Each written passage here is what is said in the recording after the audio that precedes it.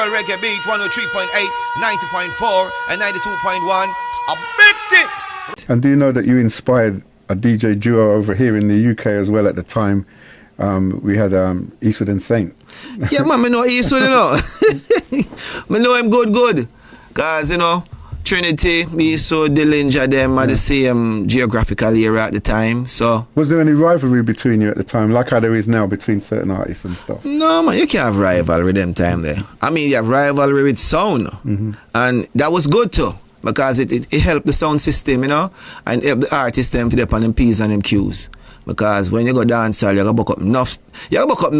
We never normally DJ against the DJ personally, but we DJ against the sound. Yeah. So the sound over there, so go get murdered tonight. Because we are the champion sound, but not the artist. And you all ended up friends. Even if it got a bit out of hand, you still became friends and ended up as friends. Yes, man. Definitely. That's a big difference between what's happening then and now. So we need more people like you to come into the business then again. You got it. So apart from working for Cox and Dodd, who else did you record for?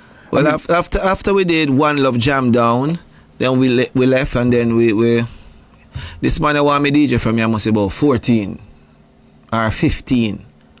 I never want DJ because I'm too young. But after I do them 2 songs now, I buck him up again. But Henry Junja last.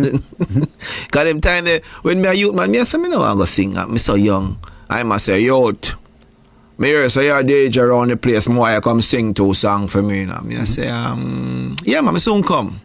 But the time arrived. Well, as you said that, how did your parents feel about you being an artist at the time? Because being so young, they must have said to you, Chum, I want you to be a liar, man, or a doctor, or something like that. You call it right. The second one.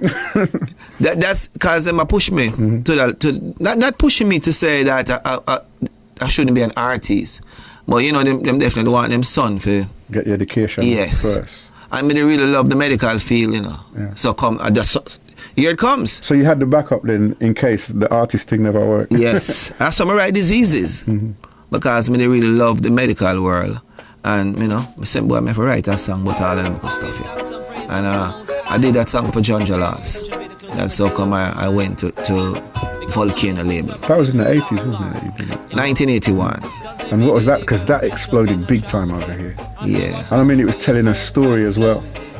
Like I said, the medical field. Trust me. John Jalas was a more relaxed kind of producer. And he have like immense amount of artists around him. When I say artists, I mean artists like dirt. But you wouldn't work for any producer, would you? No, sir. Because I realized that demand and supply. I can't have too much supply out there to mash up your demands. So we kind of, and then again, we manage to tell you, know, say, Michigan, don't go around and smile. Don't go around the place, go sing, you know, a producer. You must keep yourself prestigious. Tell us about when you first went abroad. I mean, have you performed in Europe, I suppose? Wait, did I perform in Europe? You know? And what was it like? Wow. Europe is like... Europe inspired me to write Empress by My Side album. Europe. Because when I went to Germany, I see the reaction to, you know, the culture and how them respect reggae, even more than my country, where me come from, Jamaica, because the whole thing switch up, you know. But then again, a king is not really honored in his own land. I mean, I'm talking about the reggae, and Europe love it like, trust me. So your first album, It's All Good, which was in 2004. Yeah. You must have performed abroad before that album came out.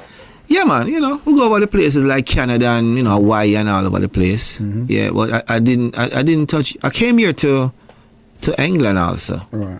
Yeah. Have you ever been to Japan and places like that far east? Nah. That's yet to come. Still. That is yet to come. That's going to be the Michigan era. I mean, if the general they're on, so let it be, you know. And as you mentioned that, you know, are you solo artists now? Do you and Smiley still work together at times? I mean, if it comes around. But right now, me I push my thing, definitely. And, you know, me have 3 albums. You know the whole deal. Is it easy work for you now still, or do you find it a bit difficult, or do you enjoy doing what you're doing? You must do to be in the business for so long.